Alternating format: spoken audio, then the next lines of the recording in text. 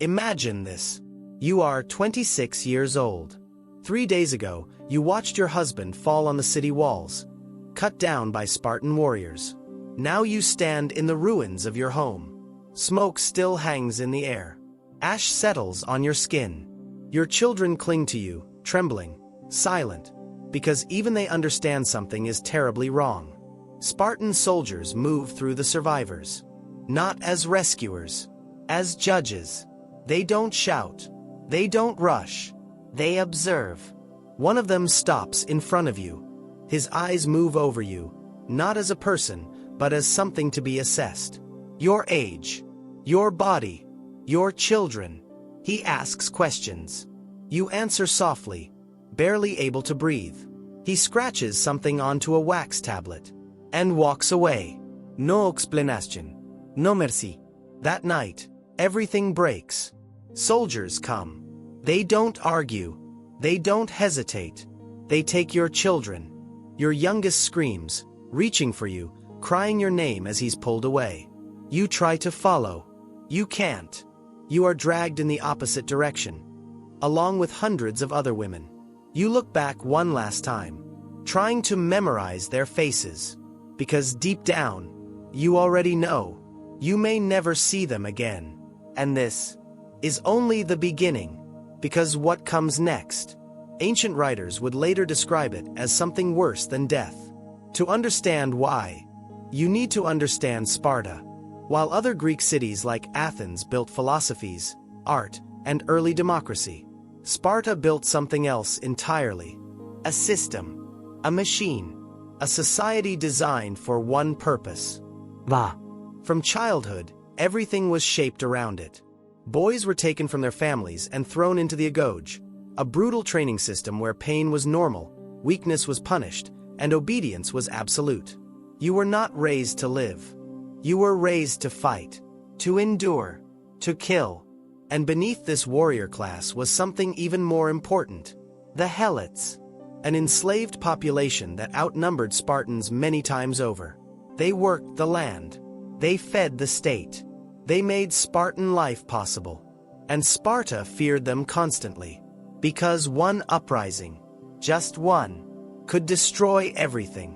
So Sparta developed a strategy that went beyond battle. They didn't just defeat enemies. They erased them, not only by killing men, but by controlling what came after. Because killing warriors ends a fight. But controlling women, that ends a people. After a city fell, the process began immediately. The survivors were divided. Men were executed. Boys separated. The elderly discarded. And the women, especially those of childbearing age, were examined, measured, sorted. Some were sent into slavery, absorbed into the helot system. Others were chosen for something far more calculated. If you were young, healthy, from a noble family, your fate was decided for you. You would not be killed. You would be reassigned, given to a Spartan man, as a wife. Not by choice, not by agreement, by order. Imagine it. Weeks ago, you were the wife of a respected leader. Now you stand in a ceremony, dressed as a bride, surrounded by strangers. The man beside you, he may have killed your husband, destroyed your home, ended your world. And now, he is your husband. There is no refusal, no escape. Only expectation. You will manage his home, bear his children, raise them as Spartans, children who may one day fight against the last remnants of your own people. And this is why ancient sources said this fate was worse than death, because death ends suffering. But this forces you to live inside it, to participate in it, to become part of the machine that destroyed everything you loved. For others, the path was different, but no less brutal. They became helots, field laborers, servants, property. Their lives reduced to endless work under constant threat of violence. They could be beaten, used, killed, without consequence. Their children, born into the same fate. No escape, no future. only continuation. And over all of it hung a deeper terror. A system known as the Cryptia, a ritual where young Spartan men hunted helots. Not in war, but as practice. They would stalk them, wait, strike, unarmed victims, chosen simply for being strong, or bold, or noticed. Even women were not safe. Death could come at any moment, without reason, without warning. This was not chaos. This was design. A system built on fear, control, and domination.